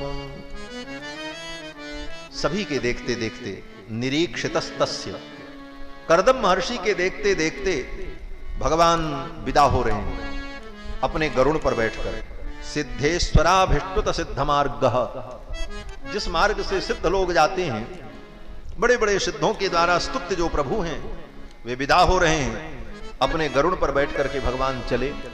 गरुड़ जी भगवान को जब लेकर के चले तो गरुड़ जी के पंख से सामवेद के मंत्र प्रकट होने लगे महाराज। ओग्नाई आयाही वोई तोयाई तोयाई गृणानोह व्यदा तोयाई तोयाई नाई होता इत्सा बर्हिषी। ये सामवेद का गायन होता है। तो आकर्णयन पत्र रथेन्द्र पक्षैरुच्चारितम स्तोम मुदीर्ण साम। सामवेद के मंत्र गरुड़ जी महाराज के पंख से प्रकट होने लगे और बढ़िया सामवेद की ध्वनि सुनते हुए भगवान जाने लगे। हमारे पूज्य आचार्य जी अयोध्या में छावनी में कथा सुनाते थे। श्रीमद् भागवत और वाल्मीकि रामायण, श्रीमद् रामचरितमानस, इन ग्रंथों के महान विद्वान, प्रकांड विद्वान, जिनके चरणों में हम सब लोगों ने कुछ न कुछ पाया है प्रसाद, वे महापुरुष पूज्य आचार्य जी जब कथा सुनाते तो कहते थे, आजकल का आदमी बड़ा बहसता है कि हम बड़े बुद्धिमान हैं, हमने ऐसी गाड़ी बना ली कि गाड़ी में आनंद से यात्रा करते हैं और गीत संगीत भी सुनते हैं, टेप ऑन कर देते हैं, संगीत बजता रहता है और यात्रा का आनंद लेते रहते हैं। तो पूज्य महाराज श्री कहते थे, ये सब काम पहले भी हो चुका है। हमारे भगवान जब अपनी गाड़ी में चलते थे गरुड़ में बैठकर, तो गरुड़ के पंखों से भी वेद मंत्र निकलता था, वहां भी संगीत सुनाई पड़ता था। तुम्हारा तो टेप रिकॉर्ड फंस भी सकता है, बैटरी बिगड़ जाए तो टेप रिकॉर्ड काम करना बंद कर देगा, लेकिन गरुड़ जी के तो रोम रोम से वेद मंत्र उच्चरित होते रहते थे और भगवान होते रहते हैं और भगवान सुनते हैं। और ऐसे गरुड़ पर बैठ करके भगवान यात्रा करते हैं। वेदात्मा विहगेश्वरो यमनिका माया जगन मोहिनी। भगवान विदा हो गए। 2 दिन बीता। स्वयंभू मनु अपनी बेटी देवहूति को लेकर के आए और महर्षि से निवेदन किया कि आप मेरी कन्या का पाणी ग्रहण करें। कर्दम महर्षि तो तैयार बैठे थे, क्योंकि भगवान ने कहा था परसों ही विवाह होगा। वो तो दिन गिन रहे थे कब दिन बीते और विवाह हो। मनु जी पहुंच गए अपनी बेटी को लेकर, और मनु जी ने सोचा ये महात्मा हैं, विरक्त हैं, वैराग्य संपन्न हैं, कहीं इन्होंने मना कर दिया कि हम विवाह नहीं करेंगे तब योजना फेल हो जाएगी।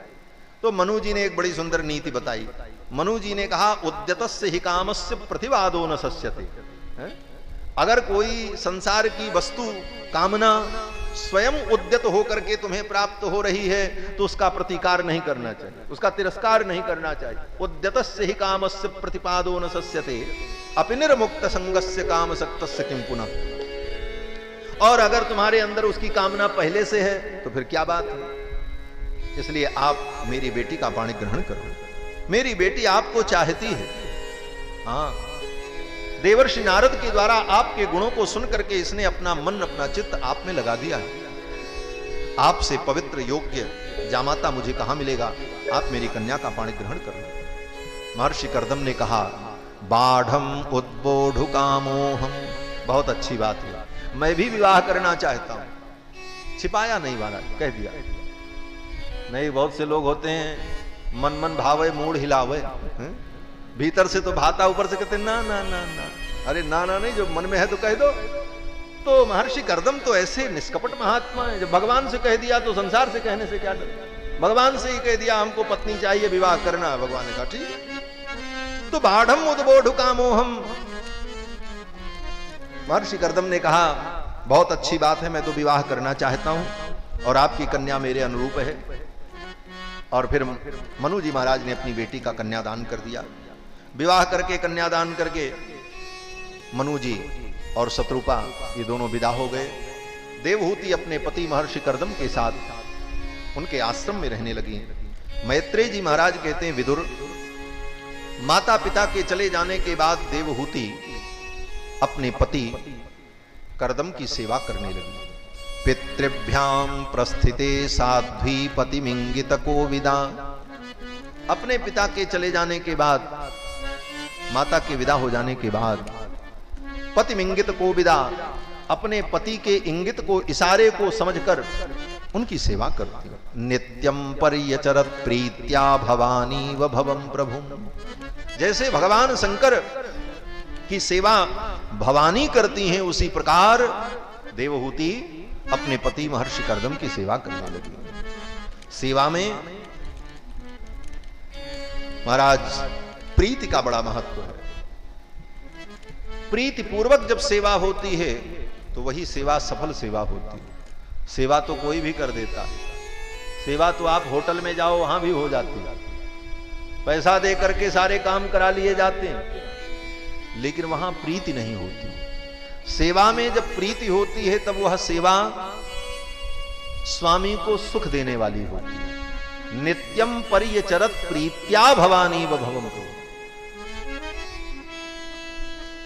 सेवा तो कोई भी कर देता, वैसी सेवा नहीं कि पत्नी से पति एक कप चाय मांगे तो चाय बना करके तो ले आवे, और चाय बना करके ला करके टेबल पर इतनी जोर से गिलास रखे, बोले लो, खट की आवाज हो। अब वो चाय पीने का मन करेगा? सेवा तो हो गई, लेकिन प्रीति पूर्वक नहीं हुई। प्रीति पूर्वक जब होती है तब वह सुखप्रद होती है। कहते हैं, नित्यम परिचरत प्रीत्या भवानी व भवम प्रभुम। प्रीति पूर्वक देवहूति अपने पति की सेवा करने लगी। और बंधुओं, पति की शुश्रूषा यही नारी का परम धर्म है। एक ही धर्म एक व्रत नेमा, काय वचन मन पति पद प्रेमा।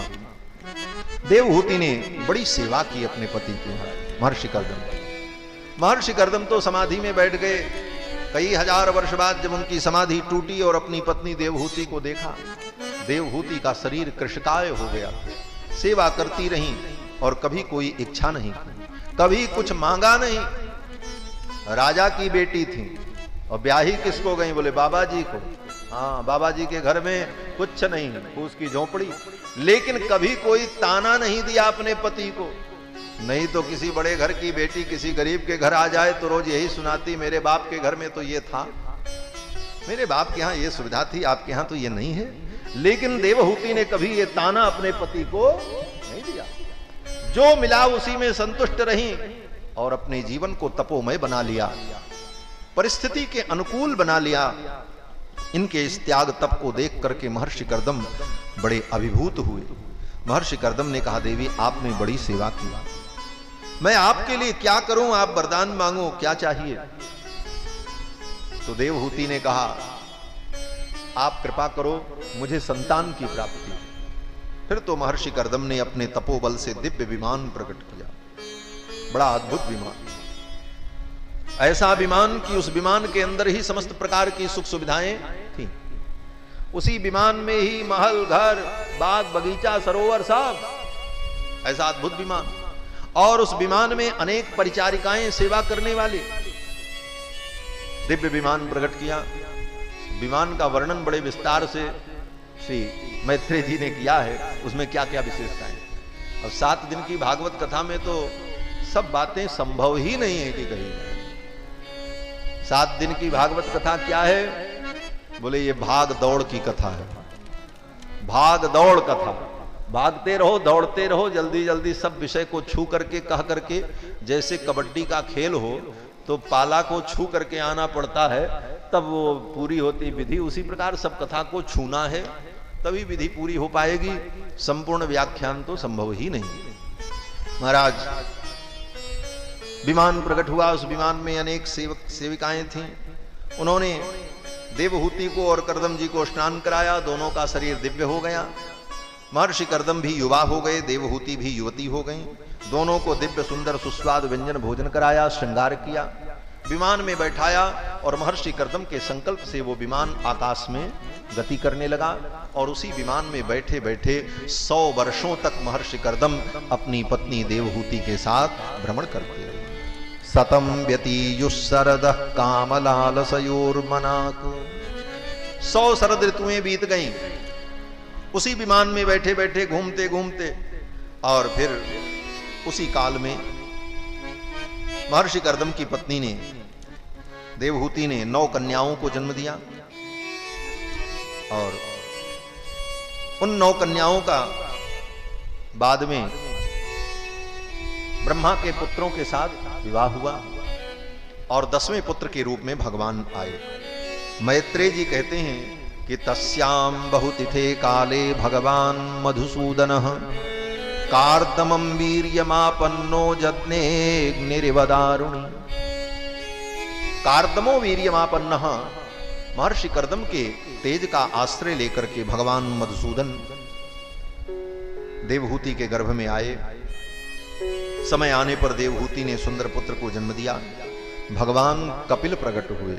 बोलो श्री कपिल भगवान की जय। पेतुस्सुमनसो दिव्याखेचरैरपवर्जिताः। देवताओं ने पुष्प वर्षा की। प्रसेदुश्च दिशाः सर्वा अंभांसि च मनांसि च। समस्त दिशाएं आनंदित हो गईं। सरोवर में कमल खिल गए और सभी देवता आनंदित हो गए। भगवान कपिल का प्रादुर्भाव हुआ। और जब कपिल भगवान प्रकट हुए तो महर्षि कर्दम समय आने पर अपने पुत्र कपिल को प्रणाम करके, कपिल की परिक्रमा करके तप करने के लिए चले गए। महर्षि कर्दम तो तप करने चले गए। मां देवहूति अपने पुत्र कपिल के साथ आश्रम में रहती हैं। एक दिन समय आने पर मां देवहूति ने अपने पुत्र कपिल से जिज्ञासा की। देवहूति जानती हैं कि मेरे पुत्र कपिल साक्षात ईश्वर हैं, भगवान हैं। महर्षि कर्दम ने कहा भी था, देवी तुम्हारा पुत्र ईश्वर है और इसी के उपदेश से तुम्हारा कल्याण होगा। फिर तो देवहूति ने कपिल भगवान से जिज्ञासा की और उनके जिज्ञासा का उत्तर देते हुए कपिल भगवान ने मां देवहूति को बड़ा सुंदर उपदेश किया। इस उपदेश का नाम है कपिलोपाख्यान। इस उपदेश में सर्वप्रथम कपिल भगवान ने अपनी मां देवहूति को सत्संग की महिमा का वर्णन सुनाया। आध्यात्मिक योग की प्राप्ति के लिए कुसंग का त्याग करके व्यक्ति को सत्संग करना चाहिए। प्रसंगमजरम पाशम आत्मनः कवयो विदुः सएव साधुष कृतो मोक्ष द्वार मपावृता। कपिल भगवान ने सत्संग की महिमा बताई और फिर कपिल भगवान ने भक्ति की महिमा बताई। इसके बाद कपिल भगवान ने अपनी मां देवहूति को सांख्य शास्त्र के सिद्धांत का वर्णन सुनाया। सांख्य एक दर्शन है, अत्यंत प्राचीन दर्शन है। सांख्य दर्शन में 25 तत्वों का निरूपण है। प्रकृति और पुरुष का निरूपण करते हुए तत्व का चिंतन किया गया। 25 संख्या में तत्व का निरूपण, 5 ज्ञानेन्द्रिय, 5 कर्मेंद्रिय, 5 महाभूत, 5 तन्मात्राएं, ये 20, मन बुद्धि चित्त अहंकार 24 और 25वां तत्व आत्मा। पंचभिर ब्रह्म चतुर्भिर दशभिस्तथा एतत् चतुर्विंशतिकम गणम प्राधानिकम विदुः। और इन 25 तत्व के बाद एक तत्व पुरुष तत्व। वो पुरुष कौन? बोले परमात्मा, जो अंतर्यामी रूप से आत्मा के अंदर प्रतिष्ठित है। इन विषयों का वर्णन कपिल भगवान ने अपनी मां देवहूति को सुनाया। ये सब दर्शन शास्त्र का विषय है, सब तत्व का विवेचन, इन विषयों को समझना चाहिए। आगे वर्णन आता है कि कपिल भगवान ने अपनी मां देवहूति को आध्यात्मिक योग की सिद्धि के जो महत्वपूर्ण बिंदु हैं, उन बिंदुओं की ओर ध्यान आकर्षण किया। कपिल भगवान कहते, मां, भगवत प्राप्ति के लिए अगर कोई साधन कर रहा है, कोई साधक है, तो उन्हें उस साधक को कुछ बातों पर ध्यान देना चाहिए। वो क्या है? बोले सबसे पहली महत्वपूर्ण बात यह है कि अगर तुम साधक हो, अपनी साधना में सफलता चाहते हो, परमात्मा के चरणारविंद को प्राप्त करना चाहते हो, तो सबसे पहले स्वधर्माचरणम शक्त्या, अपने शक्ति के अनुकूल अपने स्वधर्म का पालन करो। ये पहला बिंदु है, ये बहुत ही महत्वपूर्ण बिंदु है। आज इसकी पूर्ण रूप से लोग अवहेलना कर रहे हैं, इसीलिए न भक्ति सफल होती है, न साधना सफल होती है। वर्णाश्रम धर्म का त्याग करने का दुष्परिणाम कि सब कुछ करने के बाद 0/0 हो जाता है। इसलिए स्वधर्म का त्याग कभी नहीं करना, अपनी शक्ति के अनुकूल अपने स्वधर्म का पालन करना चाहिए। तो बंधुओं, साधना की सिद्धि के लिए सबसे पहला महत्वपूर्ण बिंदु है स्वधर्माचरणम शक्त्या, अपनी शक्ति के अनुकूल अपने स्वधर्म का पालन करो। शास्त्रोचित जो कर्तव्य है, उस कर्तव्य से भागो मत। ब्राह्मण हो तो ब्राह्मण के लिए शास्त्र ने जो नियम बताए, उन नियमों का पालन करो। पूरा नहीं कर सकते, जितना कर सकते हो उतना करो। इसीलिए तो कहा शक्त्या, स्वधर्माचरणम शक्त्या, जितनी शक्ति हो उतना करो। तो अपने अपने स्वधर्म का पालन, ये पहला बिंदु। और दूसरा बोले विधर्माच निवर्तनम, दूसरे का धर्म ही विधर्म है, दूसरे का धर्म विधर्म है। क्षत्रिय का धर्म ब्राह्मण के लिए विधर्म है, और ब्राह्मण का धर्म क्षत्रिय के लिए विधर्म है। क्षत्रिय का धर्म वैश्य के लिए विधर्म है, वैश्य का धर्म क्षत्रिय के लिए विधर्म है। ब्राह्मण का धर्म वैश्य के लिए विधर्म है, वैश्य का धर्म ब्राह्मण के लिए विधर्म है। इस प्रकार परस्पर ब्राह्मण क्षत्रिय वैश्य शूद्र 4 वर्ण और 4 आश्रम ब्रह्मचर्य गृहस्थ वानप्रस्थ, इन 4 वर्ण 4 आश्रम के जो धर्म हैं वो परस्पर एक दूसरे के लिए विधर्म है, और उनके अपने लिए वो धर्म है। यही धर्म विधर्म की परिभाषा है। तो कपिल भगवान कहते हैं स्वधर्माचरणम शक्त्या, अपने स्वधर्म का तो तुम अपनी शक्ति के अनुकूल पालन करो, जितना कर पाओ। पूरा नहीं कर सकते तो जितना कर पा रहे हो उतना ही करो, लेकिन विधर्माच निवर्तनम, विधर्म का तो पूरा पूरा त्याग करो, विधर्म का कभी अनुकरण मत करो। तुम अपने धर्म का थोड़ा भी पालन करोगे, समय आने पर तुम्हारा वो अपना थोड़ा सा धर्म तुम्हारी रक्षा कर लेगा। स्वल्पमप्यस्य धर्मस्य त्रायते महतो भयात्, लेकिन दूसरे के धर्म का तुमने विधि पूर्वक पालन किया, लेकिन समय आने पर वो धर्म तुम्हारी रक्षा नहीं करेगा। ये पहला बिंदु। और दूसरा बिंदु दैवाल्लब्धेन संतोषः, प्रारब्ध में तुमको जितना मिला, अपने पुरुषार्थ से तुमने जितना पाया, परंपरा से पूर्वजों से तुम्हें जो मिला, जो संसाधन मिले, उस संसाधन में संतुष्ट रहने का प्रयास करो। क्योंकि जीवन में संतोष आएगा तभी कोई साधना सफल होगी। जो हाय हाय करता रहता है, जिसके जीवन में संतोष नहीं, उसकी साधना भी कभी सफल नहीं होती। बिनु संतोष न काम न साही, काम अछत सुख सपने हूं नाही। कपिल भगवान कहते हैं आत्मविद चरणार्चनम, जो आत्म तत्व को जानने वाले महापुरुष हैं, उनके चरणों की पूजा करो, उनकी अर्चना करो, साधु संतों की संगति करो, उनकी सेवा करो। और मित मेध्यादनम शश्वत विविक्त क्षेम सेवनम, सीमित और पवित्र आहार करो, एकांतवास करो, अहिंसा सत्य अस्तेय ब्रह्मचर्य अपरिग्रहादि जो नियम हैं, इन नियमों का यथाशक्ति पालन करो। इस प्रकार से जब हम नियमबद्ध होकर के कार्य करते हैं, तभी हमें साधना में सफलता मिलती है। आजकल लोग कहते हैं महाराज ये सब नियम तो बड़ा बंधन है, हम बंधन में नहीं रहना चाहते, हम तो स्वतंत्र रहना चाहते हैं। स्वतंत्रता हमको प्रिय है। बोले वो स्वतंत्रता तुम्हें उच्छृंखल बना देगी, वो स्वतंत्रता तुम्हें उच्छृंखल बना देगी। स्वतंत्रता तो हमको भी प्रिय है, किसको स्वतंत्रता प्रिय नहीं है? और स्वतंत्रता ही वास्तव में सुख है। हाँ, मनु जी महाराज कहते हैं सर्वम परवसम दुखम और सर्वम आत्मवसम सुखम। आत्मवसता स्वतंत्रता ही सुख है और परतंत्रता ही दुख है। पराधीन सुख सपने हो नहीं, पराधीनता ही दुख है। तो स्वतंत्रता तो सब चाहता है, लेकिन हम स्वाधीन सत्ता को प्राप्त कर लें, परम स्वतंत्र हो जाएं, तब हम आनंदित होंगे।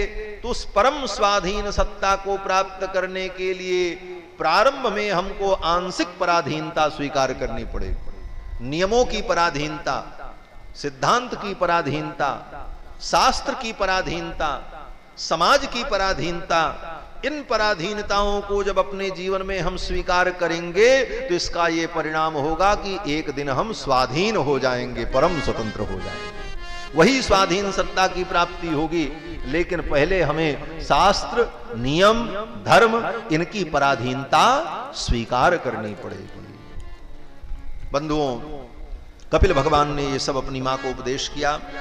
इसके बाद जीव के गति का वर्णन किया। जीव संसार में कैसे आता है, मां के गर्भ में कैसे आता है, 9 महीने गर्भ में उसका भ्रूण का विकास कैसे होता है, फिर जन्म लेते समय उसको अपने 100 जन्मों की याद आ जाती है, फिर वो भगवान से प्रार्थना करता है, फिर संसार में पैदा होते ही माया के थपेड़े के कारण, माया की थप्पड़ खाने के कारण वो सब भूल जाता है और फिर उसी माया में लिप्त हो जाता है। इन सारे विषयों का कपिल भगवान ने अपनी मां को वर्णन करके सुनाया। ये सब सुनकर के, ज्ञान विज्ञान की बातों को सुनकर के मां देवहूति मोह मुक्त हो गई। एवं निशम्य कपिलस्य बचो जनित्री सा कर्दमस्य दयिता किल देवहूति विस्त्रस्त्र मोह पटला। विस्त्रस्त्र मोह पटला, मोह का जो पटल था, मोह का जो पर्दा था, वो दूर हो गया और देवहूति मोह से मुक्त हो गई। और देवहूति ने अपने पुत्र कपिल भगवान के चरणों में प्रणाम करते हुए कहा कि हे प्रभु, आपने मेरे अज्ञान को, मेरे मोह को दूर कर दिया। आप ईश्वर हैं, परमात्मा। आपको मैंने अपने गर्भ में धारण किया, मुझे बड़ा आश्चर्य हो रहा है। सत्वम भ्रतो में जठरेण नाथ। हे नाथ, आपको मैंने अपने गर्भ में धारण किया। कथम नु यस्योदर एतदासीत। मुझे बड़ा आश्चर्य हो रहा है। जैसे मां कौशल्या ने कहा कि मम उरसो बासी यह उपहासी सुनत धीर मति थिर न रहे, उसी प्रकार यहां पर देवहूति ने कहा सत्वम भ्रतो में जठरेण नाथ कथन नु यस्योदर एतदासी। विश्वम युगांते बटपत्र ये कहा। प्रलय काल में संपूर्ण सृष्टि को आप अपने पेट में रख लेते हो और अपने पेट में रखने के बाद छोटे से बालक बनकर बटपत्र एक बट के पत्ते पर आप लेट जाते हो। कहां पर? बोले प्रयाग में है? प्रयाग में ही ना वो अक्षय बट है। तो भगवान बट पत्र पर बालक बनकर के प्रलय काल में लेटते हैं और संपूर्ण सृष्टि उनके पेट में, और उस समय भगवान बालक रहते हैं। तो मां देवहूति कहती हैं कि बालक बनकर के संपूर्ण सृष्टि आप अपने पेट में धारण कर लेते हो और आपके उस बाल रूप को मैंने अपने पेट में धारण किया। कितनी आश्चर्य की बात है। बोले कैसे संभव हुआ? बोले सारा ब्रह्मांड छोटे से बालक के पेट में और वो बालक देवहूति के पेट में, और फिर देवहूति इसी संसार में। बोले ये कैसे की लीला है? बोले भगवान के यहां कुछ असंभव नहीं है। भगवान की लीला में सब संभव है। एक सुई के छिद्र में जिसमें धागा नहीं जा सकता, मोटा धागा हो तो सुई में नहीं जाता, उस सुई के एक छिद्र से बड़े बड़े ब्रह्मांड पार हो जाएं, ये संभव है भगवान की सृष्टि में। भगवान की लीला में कुछ असंभव नहीं। जिस सुई के छिद्र से एक धागा नहीं पार हो सकता, उस सुई के छिद्र से भगवान बड़े बड़े ब्रह्मांड को पार करा सकते हैं। यही भगवान की लीला में असंभव भी संभव है। अकर्तुम अन्यथा कर्तुम, कर्तुम अकर्तुम अन्यथा कर्तुम समर्थ हैं। देवहूति ने भगवान की स्तुति की और फिर देवहूति ने अपने शरीर को त्याग दिया, जल रूप में परिणत हो गई। कपिल भगवान पूर्व दिशा की ओर चले गए और जाकर के गंगा सागर संगम तट पर विराजमान हुए। इसके बाद चतुर्थ स्कंद की कथा में मनु जी महाराज की बेटी आकुति के विवाह का वर्णन है। आकुति देवी का विवाह रुचि नाम के प्रजापति के साथ हुआ और उनके घर में यज्ञ नारायण भगवान प्रकट हुए अपनी पत्नी दक्षिणा देवी के साथ। और मनु जी महाराज की बेटी प्रसूति का विवाह दक्ष प्रजापति के साथ हुआ। उनकी 16 कन्याएं हुई, जिसमें 13 कन्याओं का विवाह धर्म के साथ हुआ, 1 कन्या का विवाह पितरों के साथ, 1 कन्या का विवाह अग्नि देवता के साथ और 1 कन्या का विवाह भगवान शंकर के साथ। जो सबसे छोटी वाली बेटी थी दक्ष प्रजापति की, उनका विवाह भगवान शंकर के साथ हुआ, जिनका नाम सती था। इसी प्रसंग में विदुर जी ने मैत्रेय जी से पूछा कि सती ने अपने पिता के यज्ञ में युवावस्था में ही शरीर त्याग दिया, उनके कोई संतान नहीं हुई, क्यों शरीर उन्होंने त्यागा, ये आप सुनाओ।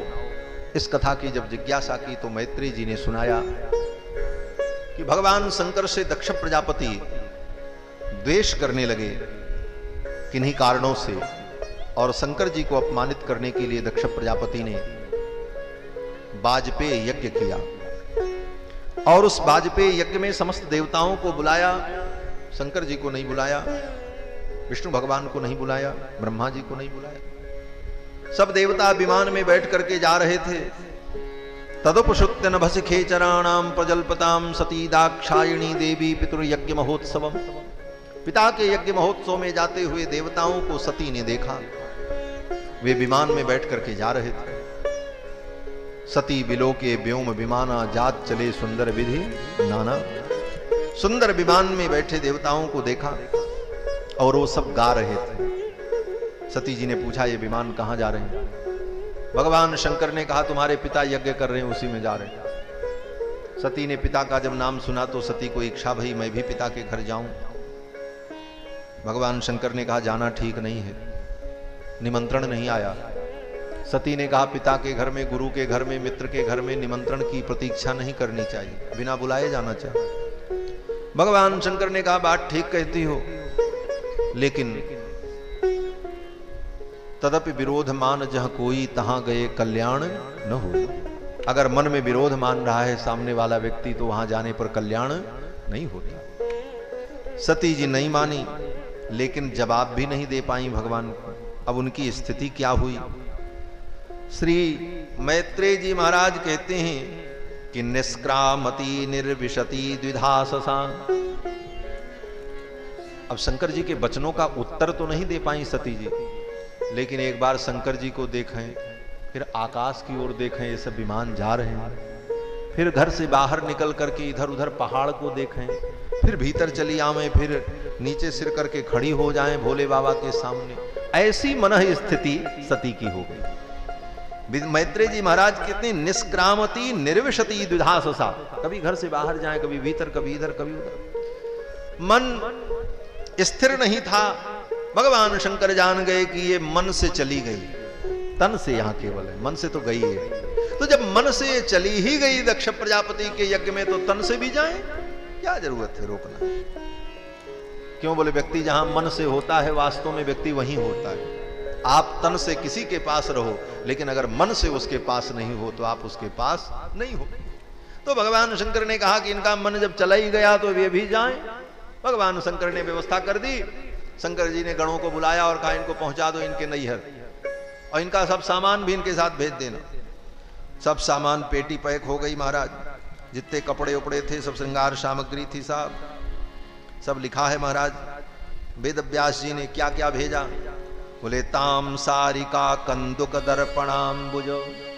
सारिका, जिस तोते को, जिस मैना को सती ने पाल रखा था, भगवान शंकर ने कहा ये अपनी चिरई चंगुल यहो ले जाओ। हाँ, इनको कौन दाना खिलाएगा? ये तुम्हारी क्रीड़ा के परिकर, इनको ले जाओ।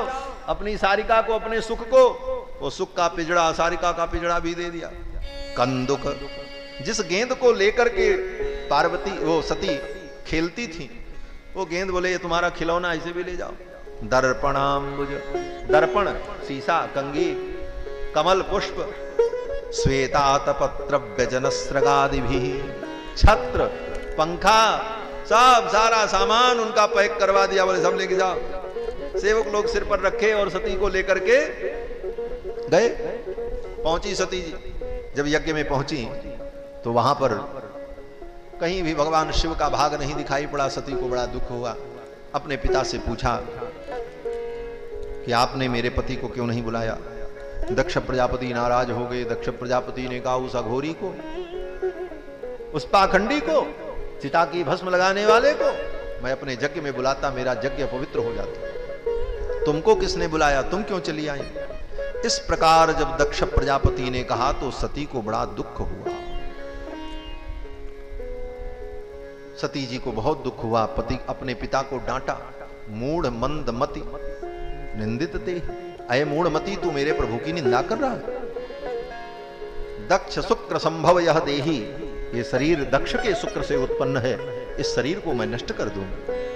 शिव द्रोही के बेटी मैं कहलाऊं ये मुझे स्वीकार नहीं है, इसलिए मैं इस शरीर को त्याग दूंगी। और वहीं थोड़ी दूर पर जाकर स्पृष्टा जलम पीत दुकूल समृता निमील्य दृग योग पथम समाविशत, यज्ञ मंडप से थोड़ी दूर पर उत्तर दिशा में जाकर के पद्मासन लगा करके भगवती सती बैठ गईं और अपने पीतांबर से स्पृष्टा जलम पीत दुकूल समृता, पहले आचमन किया।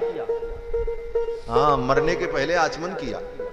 आचमन करके पवित्र हो करके प्राणायाम करके अपने पीतांबर से, अपने आंचल से अपने शरीर को, मुख को ढक लिया और उसके बाद निमील्य दृग्योग पथम, आंख को बंद किया सती ने और योग अग्नि का स्मरण किया। और उसी समय उनके हृदय में योग की अग्नि प्रज्वलित हुई और उसी योग की अग्नि में सती ने अपने शरीर को दग्ध कर दिया। एवं स्वदेहम महताम महीयसा मुहुः समारोपित मंक मादरा, ददर्श देहो हतकल्मसा सती सद्य प्रज्ज्वाल समाधि जाग्निना।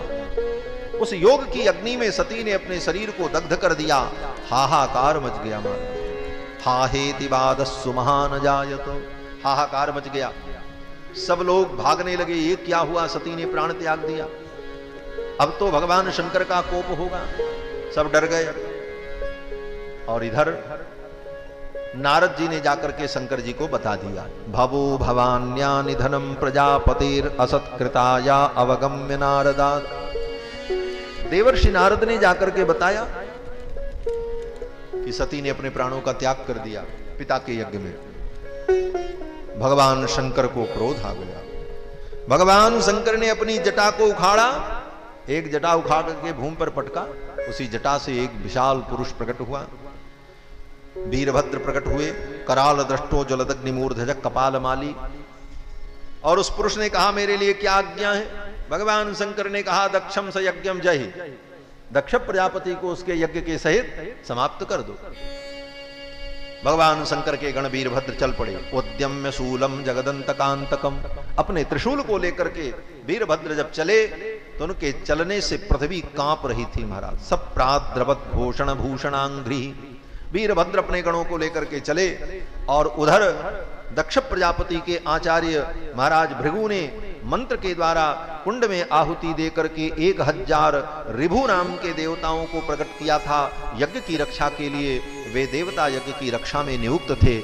लेकिन भगवान शंकर के गण जब पहुंचे तो सब देवताओं का पराक्रम विफल कर दिया और यज्ञ ध्वंस कर दिया। केचित बभंजु प्राग वंशम पत्नी शालाम तथा परे, भगवान शंकर के गण ने यज्ञ मंडप के प्राग वंश को तोड़ करके गिरा दिया। पत्नी शाला जहां पर जजमान की पत्नी बैठती थी उस मंडप को नष्ट कर दिया और जितने मंडप थे सब ध्वस्त कर दिए। पैर से रौंद रौंद करके वेदियां तोड़ दी और देवता और जजमान सब भागने लगे। लेकिन किसी को भागने का मौका नहीं दिया क्योंकि सब अभागे थे।